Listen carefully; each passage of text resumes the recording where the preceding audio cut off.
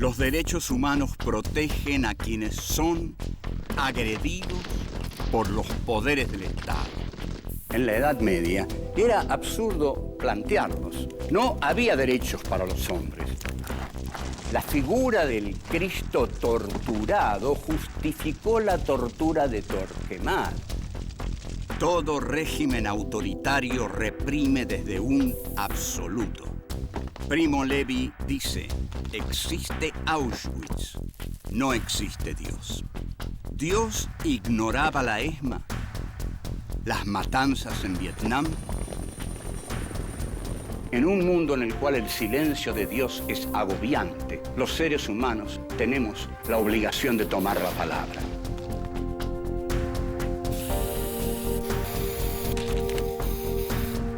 Filosofía aquí y ahora 5. Filosofía y derechos humanos. Encuentro 1. Dios y los derechos humanos. 1. ¿Qué son los derechos humanos? 2. La Declaración Universal. 3. La Edad Media y el poder pastoral. 4. La promesa del reino de los cielos. 1. ¿Qué son los derechos humanos? Empezamos aquí nuestra quinta entrega de Filosofía aquí y ahora. Esta quinta entrega va a versar alrededor del tema filosofía y derechos humanos. Un tema muy complejo que vamos a tratar en profundidad porque hay muchos, pero muchos complejos errores y modos equivocados de tratar un tema tan importante.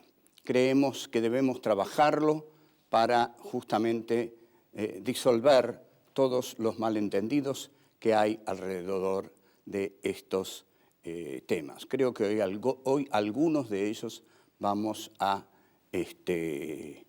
poder erradicar.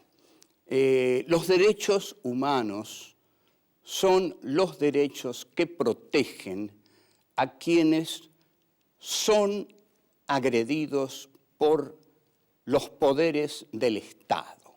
O sea, que los derechos humanos son los derechos de la sociedad civil y no son los derechos de los agentes que forman parte del Estado.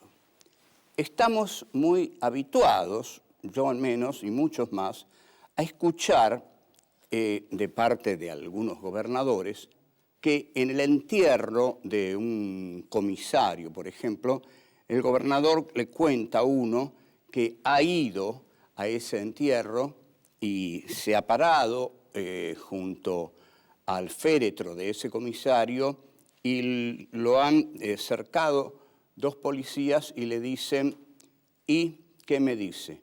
¿Cuáles son los derechos humanos de él? ¿Qué derechos humanos tiene él? Y el gobernador no dice nada porque no quiere tener un conflicto. Pero en realidad hay una respuesta muy clara.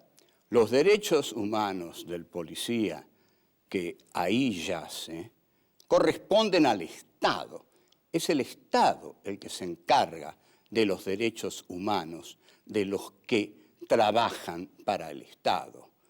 Los derechos humanos del Estado, de aquellos que trabajan para el Estado, forman parte de la justicia del Estado. Los derechos humanos de la civilidad que son agredidos por la justicia del Estado, por aquellos miembros del Estado que actúan inconvenientemente, exageradamente, desbocadamente, ultrajantemente, que vejan, que torturan, que desaparecen que atropellan a los ciudadanos, cuando el Estado es el que mata, entonces intervienen las instituciones civiles que son las encargadas de defender los derechos humanos. Vamos a ver si lo digo más claro. Los derechos humanos son instituciones civiles de la civilidad. El Estado defiende a los suyos desde la juridicidad del Estado. También debe defendernos a todos desde la juridicidad del Estado. Pero como a veces, en lugar de defendernos a todos, el Estado, desde dictaduras, desde exageraciones, desde exageraciones de instituciones a las cuales, digamos, se les va la mano o se les da una exagerada actuación en lo que hacen o actúan de un modo que no deben actuar, para cuando el Estado no actúa como debe actuar, no actúa dentro de la ley, es que están las agrupaciones civiles que se ocupan de actuar, de juzgar los excesos del Estado, porque el Estado suele matar, y más que eso también. Thomas Hobbes, el teórico inglés, inventó la figura del Leviatán, la bestia bíblica en la que los hombres depositaban su voluntad para que pudiera armonizarlos y todos ellos pudieran vivir en paz. Pero para poder vivir en paz debían entregar su libertad al Estado. Esto funciona hasta cierto punto, porque todos no pueden entregar su libertad al Estado porque quedan carentes de su libertad. Entonces hay un delicado equilibrio entre el Estado y la libertad de los sujetos de la sociedad civil. Pero el Estado debe respetar a todos los ciudadanos y debe saber que toda vida es sagrada, toda existencia es sagrada. Cuando el Estado viola esta norma, está violando los derechos humanos y para eso se constituyen las organizaciones de derechos humanos. Volvemos. 2. La Declaración Universal.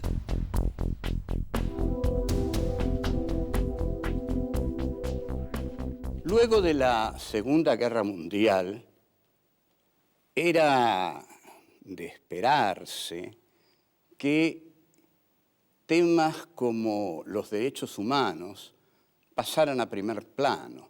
Una catástrofe tan impresionante que llevó 50 millones de muertos no podía sino despertar la conciencia de la humanidad.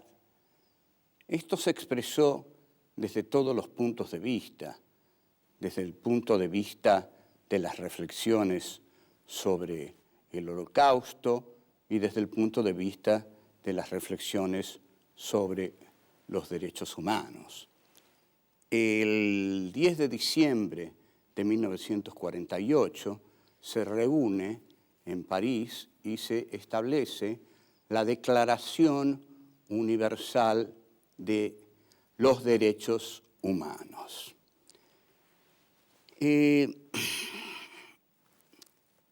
De establecer una declaración universal es posible, se hace, se establece, pero también hay que sostenerla.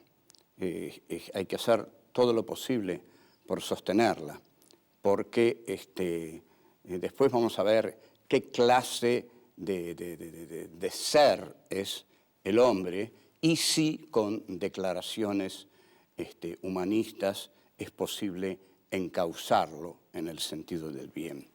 La Declaración de los Derechos Humanos es una Biblia del humanismo.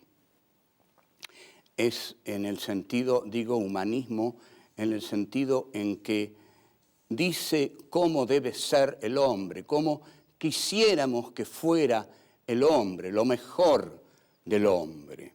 Es las Naciones Unidas, son las Naciones Unidas las que plantean este deseo de hombre casi perfecto, de hombre que todos quisiéramos que así fuera y que con los años, con los muy pocos años casi al día siguiente, no será así.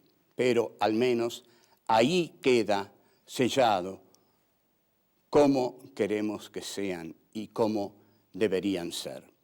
En principio, lo que se postula es que todos los hombres nacen iguales y libres.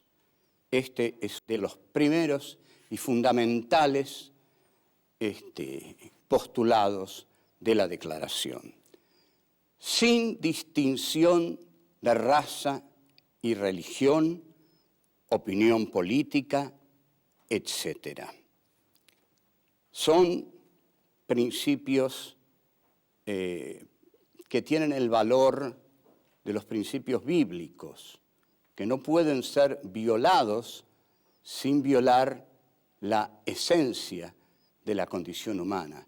Cualquier sociedad que viole estos principios está violando lo esencial del hombre, lo esencial de la condición humana. Por ejemplo, cualquier sociedad que incurra en la tortura está violando estos principios que enunciamos. Y la tortura se ha aplicado a lo largo de todos los siglos. Pero en 1948, cuando las Naciones Unidas lanzan la Declaración de los Derechos Humanos, la tortura ya comenzaba a aplicarse muy pronto en Indochina, después en Argelia, después en Vietnam y hoy en Irak. ¿Qué es lo que pasa? ¿Por qué el hombre tortura? ¿Por qué hoy todo el mundo sabe que se tortura en Guantánamo, se tortura en Irak y todos toleran la tortura? ¿Por qué la hermosa Declaración de los Derechos Humanos que respaldan las Naciones Unidas es tan basureada como Hitler basurió de la sociedad de las naciones en la década del 30? Pareciera que las bellas declaraciones de las sociedades que se reúnen y hacen hermosos manifiestos no sirven a la hora de frenar a los matarifes. Ocurre que los matarifes no se guían por los grandes manifiestos de las buenas conciencias. Ocurre que las buenas conciencias no hacen la historia la hacen las malas conciencias en busca de los elementos metalíferos que den la riqueza a las naciones como para hacerlas subsistir. Y donde esté la riqueza que pueden hacer subsistir a las naciones, ahí van a estar las grandes naciones, buscando la energía que necesitan para continuar siendo grandes naciones. Y no importan todas las declaraciones que se hayan hecho a lo largo de la historia. Hitler decía, los tratados son papeles y los papeles se rompen. Y así se rompen todas las declaraciones más hermosas que se han hecho en la humanidad si hay que buscar energía en algún lejano territorio y hay que torturar para conseguirla. Volvemos. 3. La Edad Media y el poder pastoral.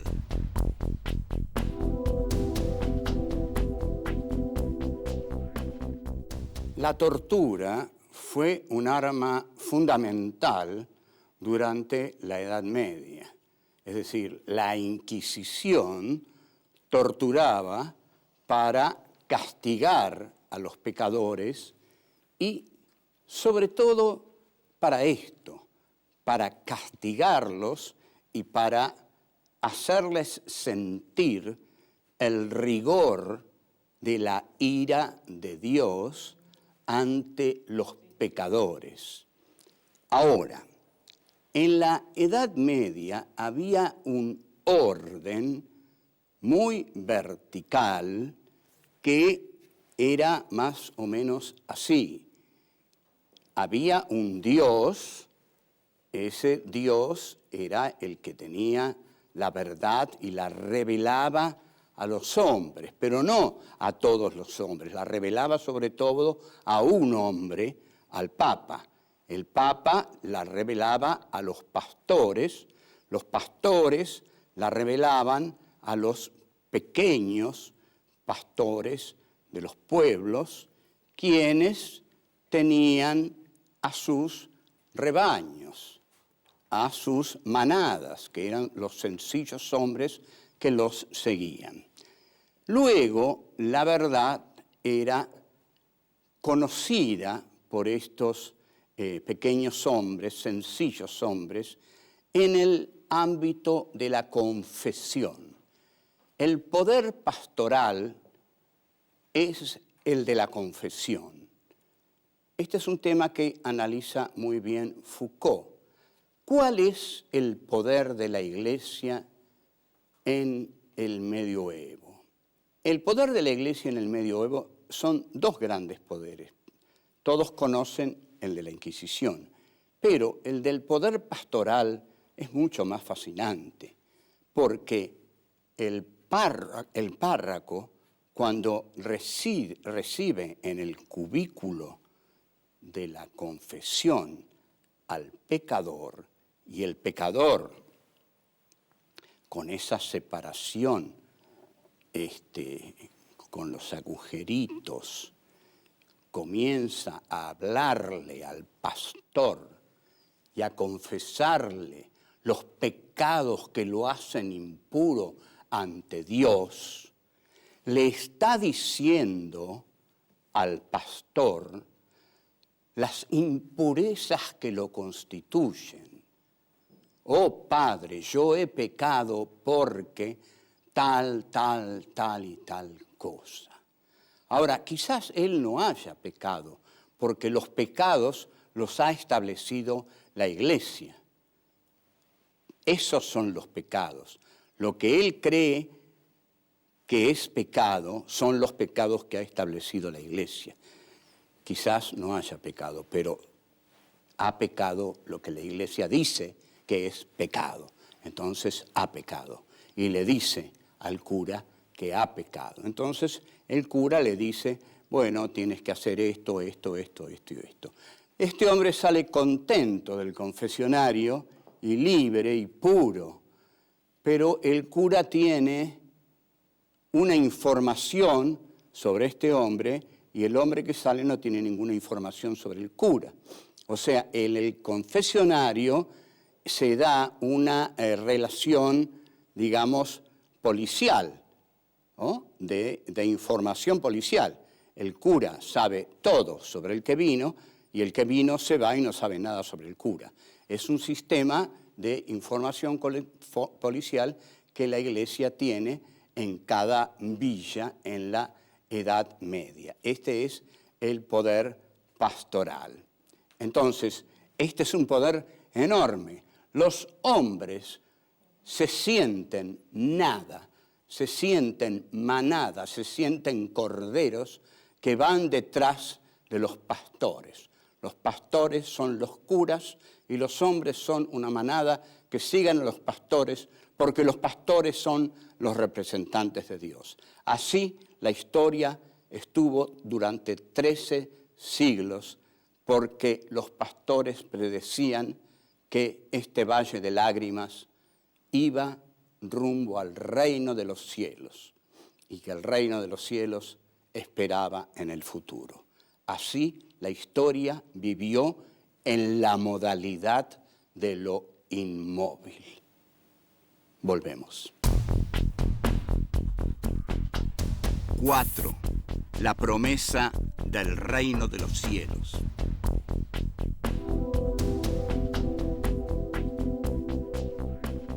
Lo que aquí está funcionando en el orden feudal es justamente el poder del orden feudal, que ha logrado imponer una promesa divina junto con la Iglesia. La Iglesia promete que más allá de este desdichado mundo hay un reino de plenitud que es el reino de los cielos. Allí este Dios que nos vigila constantemente y que nos exige tantos sacrificios en su nombre y que también nos exige tantos sacrificios a quienes lo representan, ese Dios nos va a encontrar y nos va a llenar de todo tipo de felicidades. No hay factor más poderoso que la esperanza. La esperanza puede colmar toda vida si no hay otra cosa más que lo que hay. Esto es lo que pasaba en la Edad Media. En la Edad Media solo había lo que había. Había el orden feudal y el cristianismo. Y el cristianismo se sostenía por el poder de la Inquisición y por el poder del señor feudal. Entonces, el hombre simple, el hombre de Dios, simplemente esperaba y esperaba. No había ninguna posibilidad de rebelión, porque la rebelión existe cuando otra cosa es posible, pero si ninguna otra cosa ha aparecido en el horizonte de la historia, entonces no puede aparecer la rebelión. Esto comienza a quebrarse en 1637, cuando Descartes publica en Holanda el discurso del método. Y tiene que irse a Holanda porque ahí, en Holanda hay más libertad. Pero antes fue quemado Giordano Bruno, antes abjuró Galileo y muchísimos fueron quemados vivos por la Inquisición, que era un régimen terrible.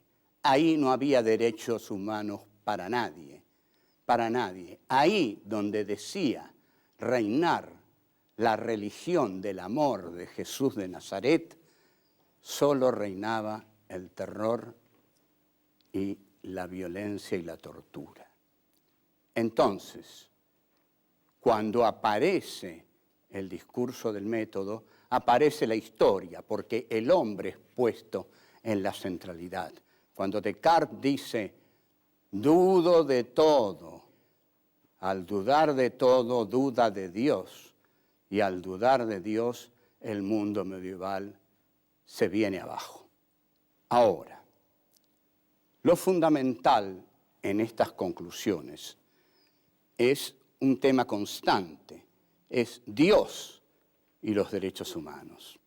¿Cómo es posible, dicen muchos teólogos, se preguntan desalentados, cómo es posible este mundo? ¿Cómo Dios hace que este mundo sea posible? Ya no un ateo, ya no un agnóstico, sino teólogos, hombres de Dios, hombres que han perdido su fe a lo largo de los años y a lo largo de la historia. ¿Cómo es posible que haya tanto mal en el mundo si Dios interviene en él? ¿O es que Dios no se da cuenta de lo que ocurre en el mundo? Dios ignoraba Auschwitz, Dios ignoraba el genocidio armenio, Dios ignoraba la ESMA, Dios ignoraba lo que hizo Pol Pot en Camboya. Dios ignoraba las matanzas en Vietnam, en Argelia. ¿Qué pasa? ¿Cómo es posible? Este es el Dios amante que hemos leído en la Biblia y sobre todo en el Nuevo Testamento. Este es el Dios que nos mandó a su Hijo a morir por nuestros pecados. Nosotros creemos, dirán muchos de ellos, Carl Levitt, Hans Jonas, por citar a dos de los más grandes discípulos de Heidegger, Carl Levitt y Hans Jonas, dirán definitivamente que si Dios existe, hay en él una gran parte de mal, de mal. Y Primo Levi dice, existe Auschwitz, no existe Dios. Volveremos con estos dificilísimos y muy dolorosos temas.